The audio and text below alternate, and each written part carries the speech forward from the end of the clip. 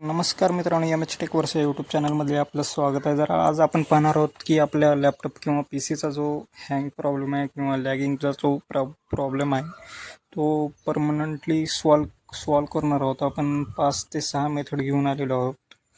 तरी व्हिडिओ शेवटपर्यंत पहा आणि ह्या पूर्ण मेथड्स फॉलो करा की तुमचा परफॉर्मन्स इन्क्रीज होईल कम्प्युटर किंवा पी सीचा. तर आपली पहिली मेथड आहे, पहिल्यांदा आपल्याला टास्क मॅनेजर ओपन करून घ्यायचं आहे. टास्क मॅनेजरमध्ये गेल्यानंतर आपल्याला स्टार्टअप्स ॲप्स म्हणून ऑप्शन दिसेल इकडं राईट साईडला.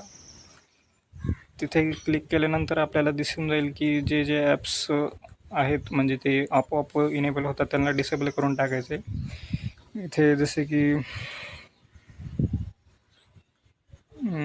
एफएक्स साऊंड दिसत आहे, त्याला डिसेबल करायचं आहे. मायक्रोसॉफ्ट 365 कोपायलट ते वन ड्राईव्ह ते त्यांना सगळ्याला डिसेबल करून टाकायचं म्हणजे आपल्याला परफॉर्मन्स इम्प्रूव्ह होईल.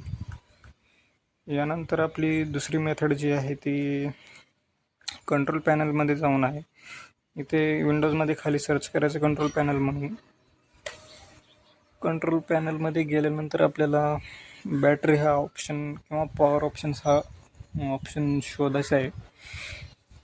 तिथे गेल्यानंतर एक अपीअरन्समध्ये नाही, इथे सिस्टम अँड सिक्युरिटीमध्ये गेल्यानंतर आपल्याला पॉवर ऑप्शन्स हा बटन दिसेल. यावर क्लिक केल्यानंतर आपल्याला हाय परफॉर्मन्स मोडला ॲक्टिवेट करून घ्यायचा आहे. या ठिकाणी 3 ऑप्शन दिसून जातात आपल्याला, बॅलन्स, पॉवर सेविंग आणि हाय परफॉर्मन्स म्हणून. आपल्याला जो शेवटचा जो आहे तो त्याला सिलेक्ट करायचा आहे. त्याला सिलेक्ट करून घ्या आणि क्लोज करून टाका. याच्यानंतर आपली तिसरी जी मेथड आहे ती कमांड म्हणजे CMD मध्ये ओपन करून घ्यायचे. तुम्ही कीबोर्डवर विंडोज R किंवा डायरेक्ट खाली विंडोजमध्ये सर्च करून CMD असं टाईप करून तिथे टाईप करा की टेम्प म्हणजे टेम्पररी फाईल्स असतात. त्या फाईल्सला ओपन करून आपल्याला ते डिलीट करायचे असतात. ओके करायचं. ओके प्रेस केल्यानंतर आपल्याला ह्या बिनकामी जे फाईल्स आहेत त्यांना सिलेक्ट ऑल करून डिलीट करून टाकायचं आहे.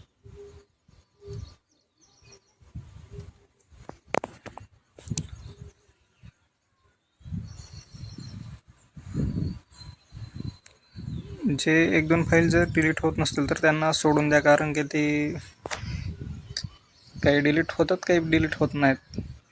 त्यांना स्किप करून द्यायचं आपल्याला, काय नाही. यानंतर आपण पाहणार आहोत 4th मेथड. आणि एकदा शेवटला रिसायकल बिनमध्ये जे फाईल स्टोअर झाल्या त्याला पण डिलीट करून टाकायचं.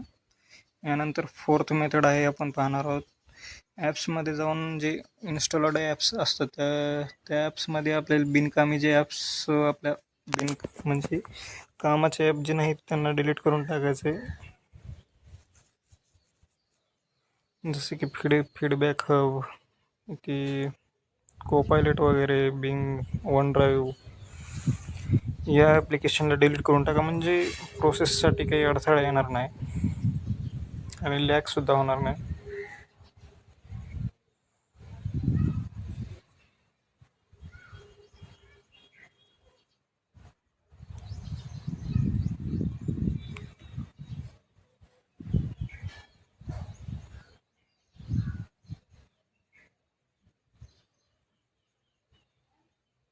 यानंतर जी आपली 5वी जी मेथड आहे ती आपल्याला ॲनिमेशन वगैरे जे फालतू जे देतात ना ते त्याच्यामुळे सुद्धा काही पी सीमध्ये लॅगचा खूप प्रॉब्लेम येतो. त्यामुळे आपल्याला ॲनिमेशन इफेक्ट्स, ट्रान्सपरन्सी इफेक्ट्स त्यांना ऑफ करून टाकायचं आहे. ॲक्सेसिबिलिटीमध्ये जाऊन व्हिज्युअल इफेक्ट्सला ऑफ करून टाकायचं, दोन्ही पणला. यानंतर खाली आपल्याला डिस्प्लेमध्ये गेल्यानंतर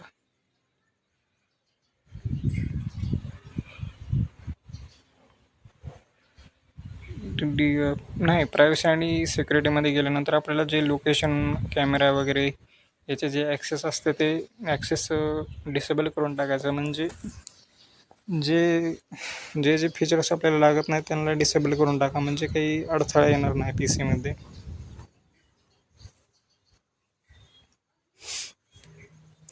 लोकेशन वगैरे, नंतर मायक्रोफोन, कॅमेरा तर आपण यूजच करत नाही, त्याला डिसेबल करून टाकायचं. असंच तुम्हाला खाली बक्कळ या टाईपचे दिसून येतात फीचर्स, जे आपण यूज करत नाही, कॉलर वगैरे, फोन कॉल्स, रेडिओ वगैरे, त्यांना डिसेबल करून टाकायचं. एक एक तुम्ही नंतर डिसेबल करू शकता, जे जे तुम्हाला तुमच्या कामाचे जे नाहीत ते.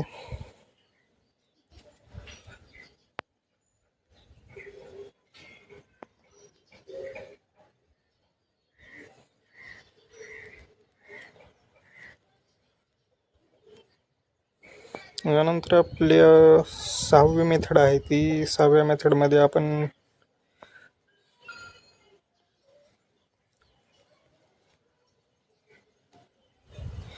मेथडमध्ये गेल्यानंतर आपल्याला विंडोज अपडेट जे आहेत ते ऑप्शनल आहे, तेवढं काही हे नाही. पण विंडोज अपडेटला जर बॅकग्राऊंडमध्ये चालू असले तर लॅगिंगचा खूप प्रॉब्लेम येत असतो पी सीला रन करण्यासाठी. त्यासाठी त्याला ऑफ करून टाका.